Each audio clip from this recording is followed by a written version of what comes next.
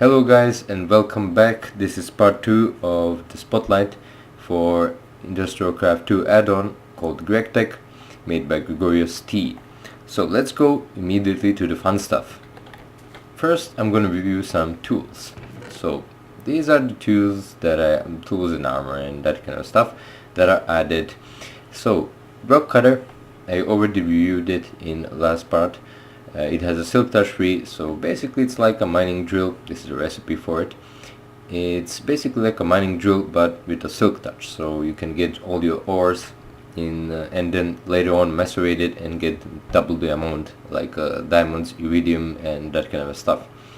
Next is Tesla stuff, made like this with pretty expensive stuff like Lapatronic energy orb and like superconductors and everything. And Tesla stuff, it's pretty interesting. It's a weapon, but you cannot, use it on zombies. That is, you cannot probably hit them, but it won't have any effect like it should. Because this is a strictly PvP weapon, and it's only made to hurt other players that have energy armor. That is quantum and nano. So it's only made for that, and still it's in a testing phase. That is, it's not fully tested, and sometimes it does work, sometimes it doesn't, so have that in mind. Next is Lapatron pack. As you can see, it stores 10 million of EU. 10 million. Recipe, of course, expensive. Never mind, it's for a reason, because Lapatron pack stores, as I said, 10 million of EU, and you can, use it. You can use it as your lap pack, just place it over here and you're fine to go. And the last but not least is the light helmet. Light helmet is basically a solar helmet with illuminator, and that's exactly what it is. If you know solar helmet, what it's used for, it's used to charge your items while you're on, exposed to sunlight. This one has another feature added. As you can see, it lightens up when you mine. Pretty sweet. So let's go over here, and now immediately it will lighten up your area. Come on. Yep, here it is. Nice. So when you go out, it turns off and starts to charge. Let's go over here. And as you can see, it's slowly charging, so pretty sweet, good for mining. I always need one of those. Now let's go to the next part, which is the storage. Now, as you know, we have 3 types of storage, that is 3 tiers of storage in vanilla IC2. First is Batbox, of course. It has storage for 40,000 EU and output is 32 EUs per tick. Now there's MFE, which has storage of 600,000 EU and output is 128 EUs per tick. And then there's tier 3 MFSU, which has a storage of 10 million of EU and output of 512 EUs per tick.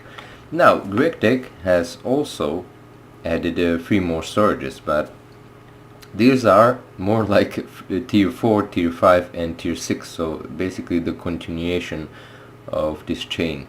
So first is the LESU.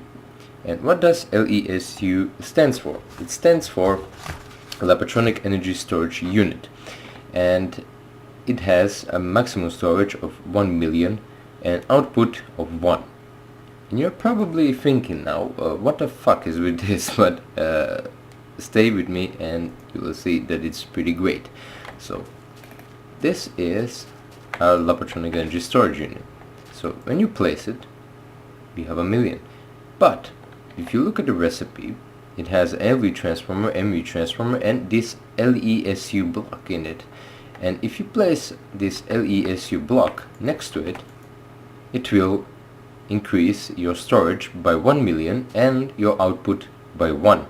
So now we have output of 2 and maximum storage of 2 million. If you place more, it won't do nothing. Why? We haven't placed it here. So it's important that they are connected. Now we have 4 million because we have 1 million over here, 1 million over here, and 2 over here. So if we connect more of these storages, never mind how, now we have 10 million and output of 10 EUs per tick. Pretty sweet. So let's go to the next one. Next one is the IESU, sorry, which stands for Adjustable Energy Storage Unit. Why adjustable? Well, if you look at this interface over here, it's pretty unique. It has maximum of 100 million storage, so it's pretty large, and output is 512. But what if you need to charge, what if you don't have any more resources for the transformers, let's say, and you need to power machines which have only 32 energy units per tick? Well, you just do this, and as you can see, it will immediately go down. So you can fine-tune over here, and you can tune 64 energy units per tick with this. So you can basically say to go output with 7, 8, or maybe even go crazy and go to up to 2048. So this is pretty sweet and pretty expensive, but never mind, it's useful as hell. And now we go to tier 6, which is the most awesome of them all, IDSU, which stands for Interdimensional Energy Storage Unit. And you see here ID, EU, maximum use per tick output and everything. So it can receive this input, that is 2048. It has maximum, that is it has 2048 energy units per tick output, and it stores up to 1 billion of EU. That's a whole freaking lot. As you can see over here, this was my attempt to fill it up, and I have I had like 10, I think, HV solar panels, and still well, still not there yet. And what is this ID? Well, ID, let's take a look at the recipe. It has ender chest, and what if you know ender chests from vanilla Minecraft, they have some sort of ID, so that you have, each player has its own network. And why do you need this? Well, if you go over here and place another of this IDSU, you'll see that we will have completely the same ID, completely the same number of EUs, and it's great. So this is basically your ender chest, but with energy. So we can go over here, go on the other side of the map, and we'll have the same power. So you can, well, literally you can place your solar panels up here and your storage unit over here, and you can go underground 60 levels and you will still have energy. So it's pretty sweet. And as you can see, if you place a cable over here, it will fill up, and also this one will fill up, and those other ones that we placed. So pretty sweet, pretty sweet. Now let's go to some different sort of stuff, different machines.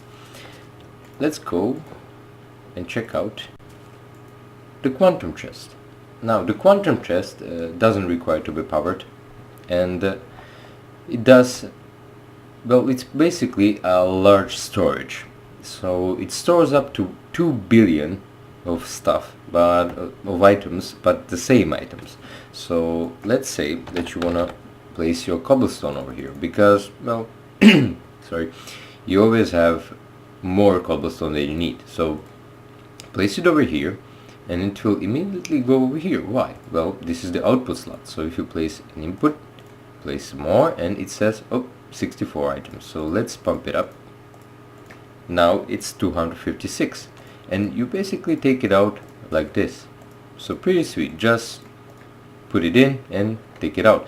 And note that this is fully able to automate. So like almost every machine in GregTech, and I think the Gregorius is going to make everything to be fully well, able to automate.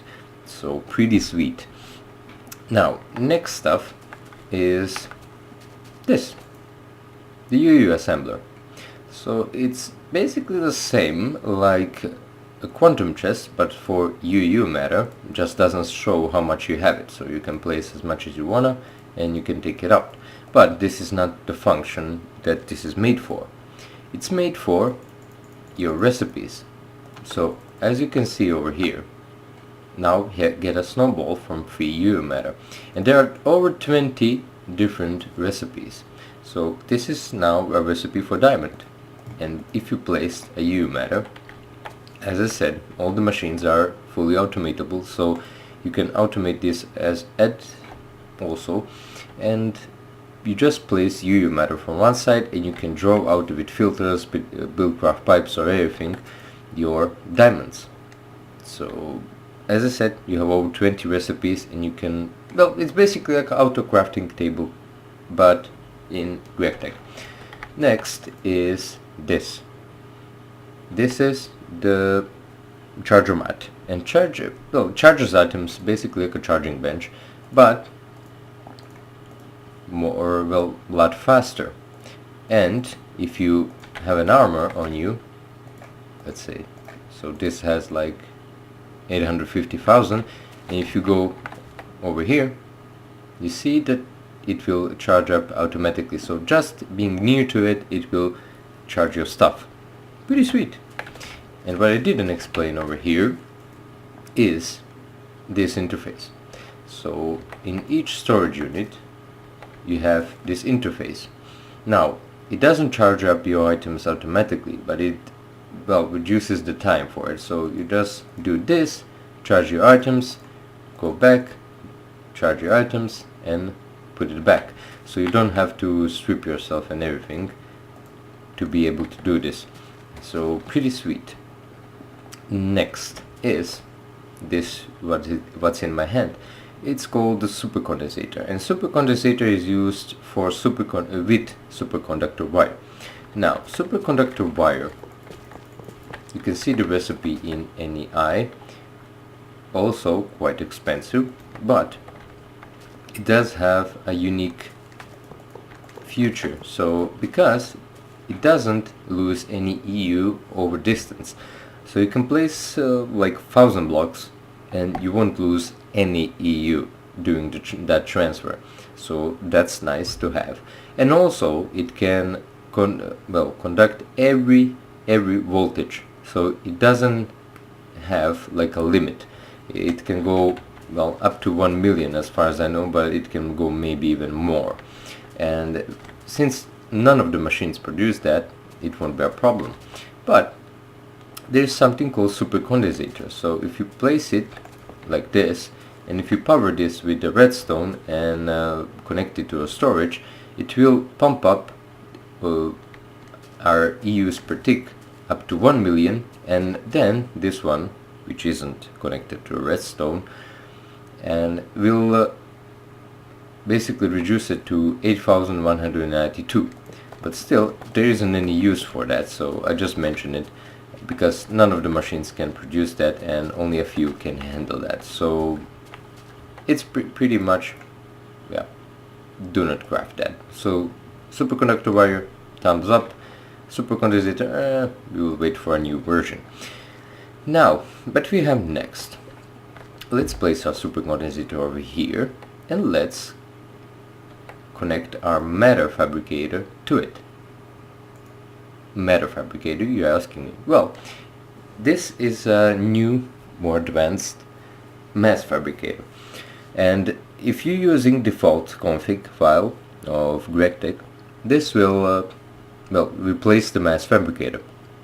What's the difference? Well, the difference is this needs to be supplied by scrap. It needs to be supplied by scrap. So you cannot only put you cannot only plunk it to energy source and expect UU to go out. It won't, because you need to supply scrap. As you can see, energy is building up, but we have 0 progress.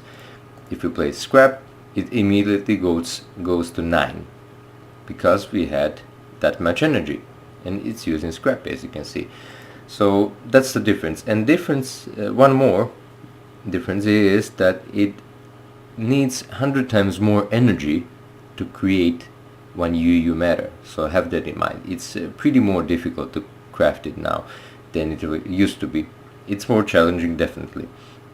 Good thing is the matter fabricator accepts voltage up to 8192 EUs per tick. So you can immediately plunk it into this. This is called the lightning rod, and it produces 8192 energy units per tick. But how does it produce it? Well, you need to place it down like this, of course, and to place 4 HV transformers. Or if you want to, well, connect it directly to some source, you cannot, because none of the storage can accept this type of voltage. You can, however, connect it to a matter fabricator, but I do not recommend that.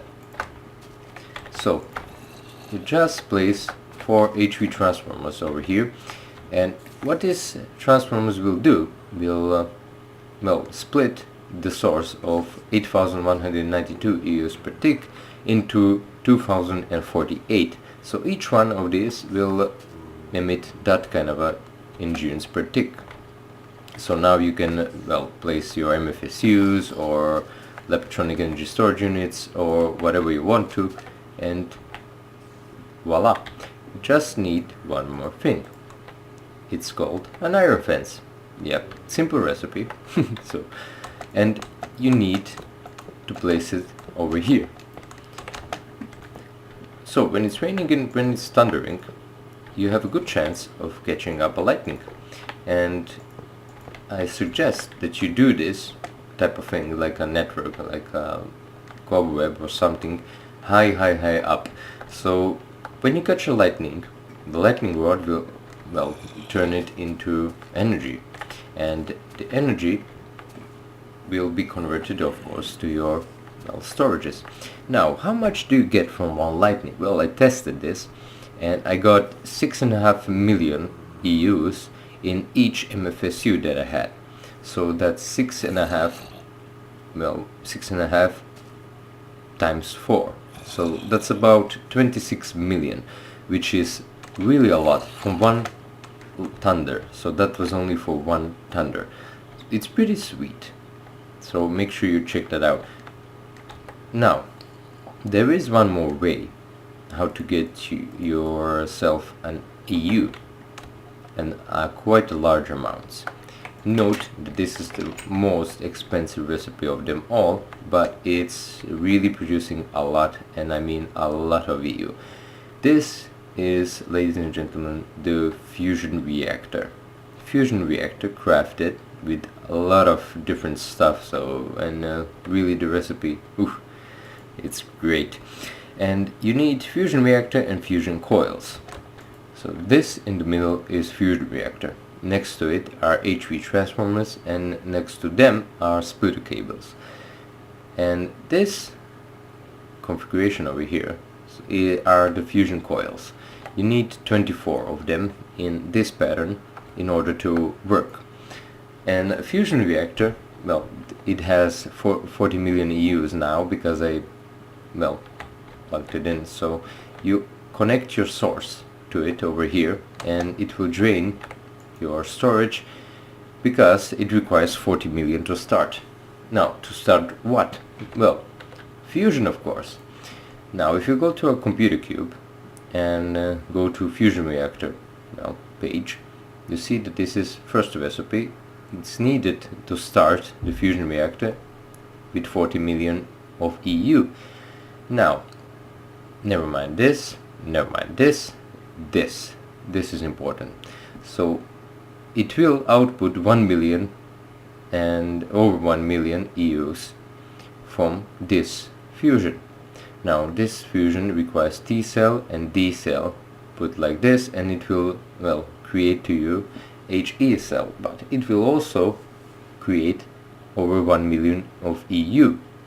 Now you are asking me probably why does it need 40 million and it delivers only 1?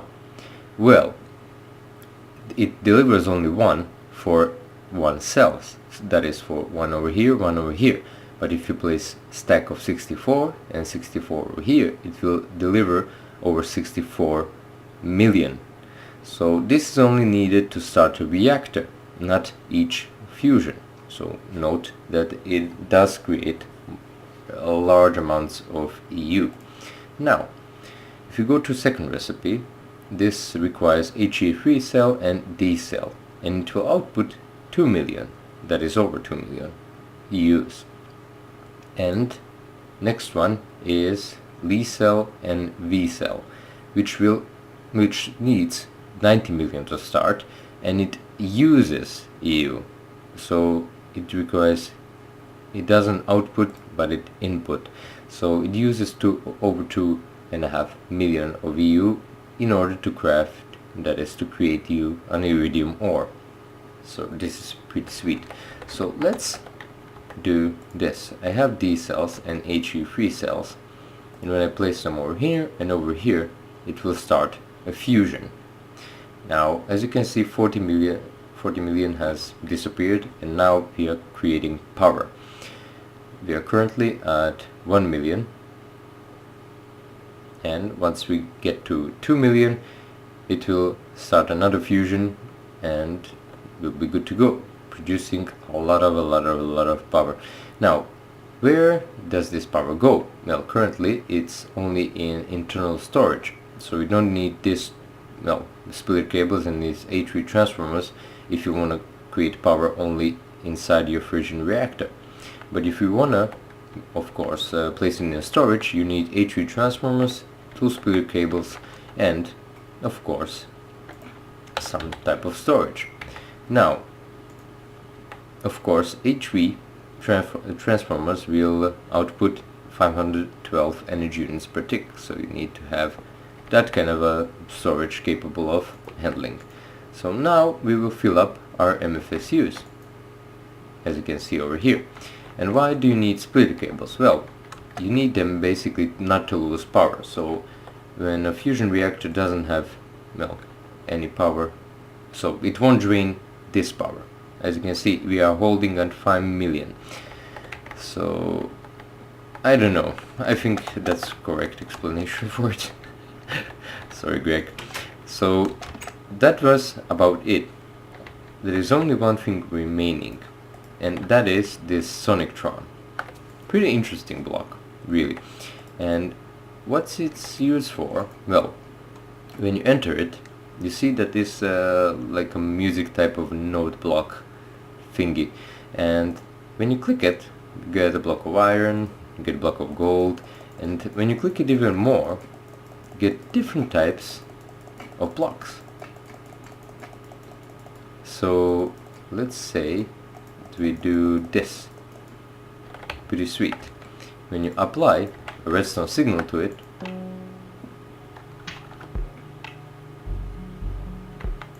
as you can see, it will craft, that is, it will give you different sound. So pretty interesting one, good for adventure maps, definitely. And good for like a sound alarm. Okay, so let's break this, and that's about it. So hope you enjoyed this part 2 of Spotlight for GregTech, and stay tuned for an update, because as I'm speaking this, GregTech has updated to a new version, and it has added a lot of stuff. So make sure you check that out also, and well, if you like the video, well, like it, favorite it, try to subscribe, and support the mod author, because he will only bring you even more and better stuff. So hope you enjoyed it. Thanks for watching, and have a good one. Bye bye.